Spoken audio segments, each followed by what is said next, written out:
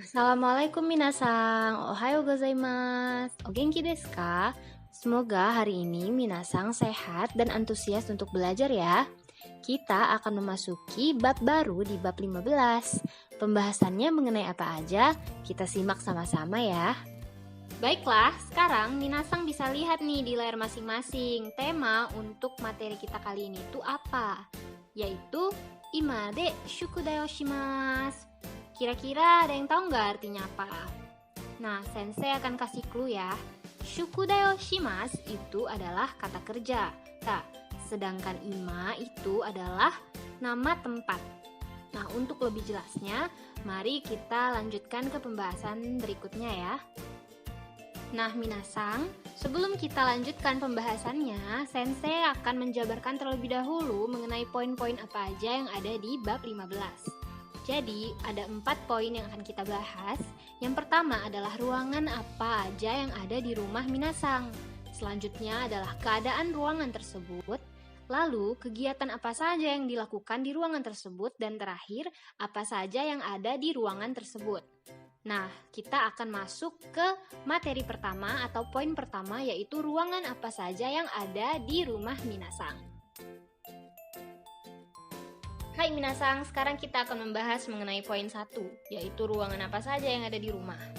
Nah, bisa terlihat di layar ada denah rumah yang telah terbagi menjadi 6 bagian. Yang pertama adalah kyakuma, kedua ima, ketiga daidokoro, keempat niwa, kelima bathroom, dan terakhir watashi no heya. Coba sekarang minasang perhatikan baik-baik masing-masing dari bagian rumah di denah tersebut. Apakah sudah tertebak artinya apa? Mari kita bahas. Yang pertama adalah kyakuma. Kalau dari posisi di denah, ia terletak di paling depan. Nah, biasanya ruangan paling depan itu apa, minasang? Hai, ruang tamu. Berarti kyakuma adalah ruang tamu. Selanjutnya adalah ima. Nah, ruangan apa yang biasanya terletak setelah ruang tamu? Hai, ruang keluarga. Bisa dilihat juga dari gambar. Suasananya terlihat sedikit lebih hangat ya minasang. Kita lanjut lagi ke ruangan berikutnya, daidokoro. Dari gambar juga sudah terlihat jelas daidokoro itu apa, karena tadi terlihat ada gambar ibu sedang memasak dan anak yang sedang makan. Nah, kalau begitu artinya apa minasang? Hai, daidokoro adalah dapur. Lanjut lagi, kita keluar nih minasang. Ada bunga-bunga dan juga pohon. Nah, berarti kita simpulkan bahwa niwa itu adalah hai, niwa adalah taman atau kebun atau halaman juga bisa ya minasang. Baiklah, ruangan selanjutnya adalah bathroom. Ada yang tahu artinya apa? Kalau ruangan yang satu ini sudah terlihat jelas ya minasang artinya apa sebenarnya, yaitu kamar mandi. Nah, bathroom mempunyai kata yang mirip atau pengucapan yang hampir mirip dengan kata bahasa Inggris bathroom. Benar kan? Karena bathroom merupakan kata serapan yang diambil dari bahasa Inggris.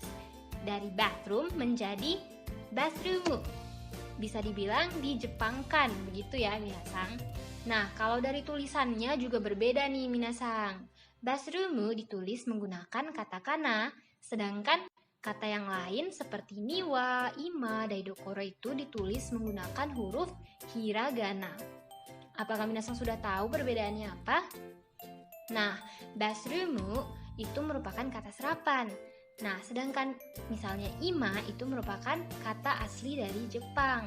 Maka dari itu ia menggunakan katakana dan kata yang lain selain dari bathroom atau selain dari kata serapan itu menggunakan hiragana. Di situ ya minasang terletak perbedaannya. Baiklah, kita lanjut ke ruangan terakhir yaitu watashi no heya. Nah, watashi.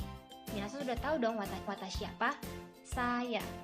Nah, watashi no heya ini di sini berarti kamar, karena dari gambarnya juga sudah terlihat tadi ada kasur dan ada anak yang sedang belajar. Jadi bisa kita simpulkan watashi no heya adalah kamar saya.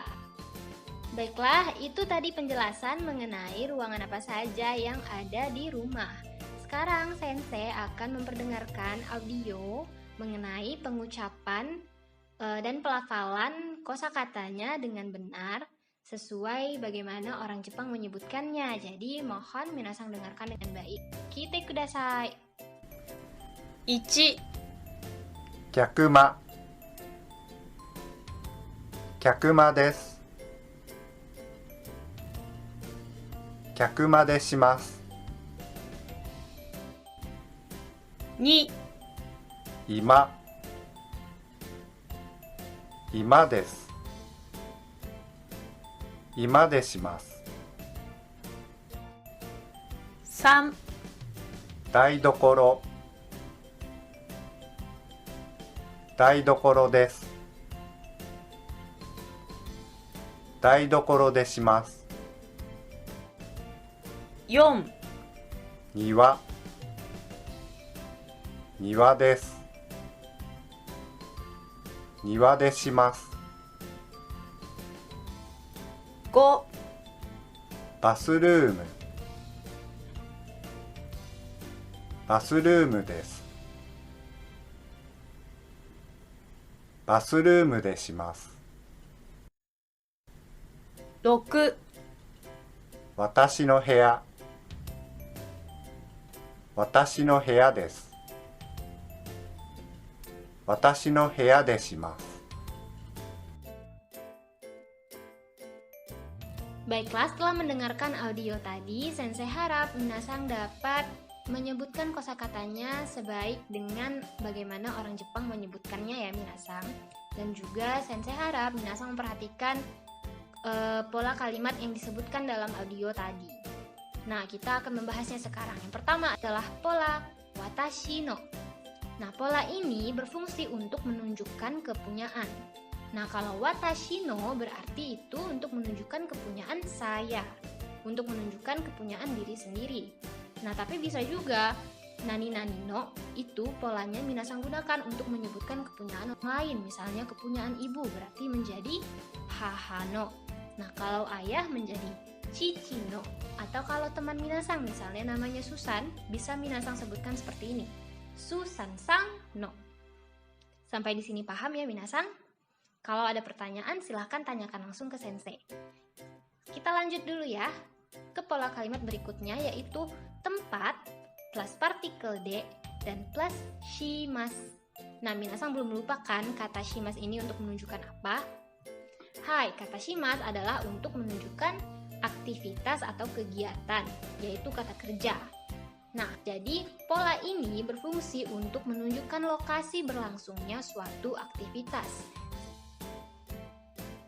Nah, contohnya seperti yang ada di audio tadi ya minasang. Misalnya, kyakumade shimasu. Nah, berarti artinya apa dong minasang? Hai, berarti artinya dilakukan di ruang tamu. Nah, kegiatan apa yang biasanya minasang lakukan di ruang tamu? Itu kita akan bahas di pertemuan selanjutnya ya minasang. Hai, sampai di sini sudah paham ya? Kalau ada pertanyaan, jangan ragu untuk bertanya kepada sensei. Baik, kita lanjut lagi ya.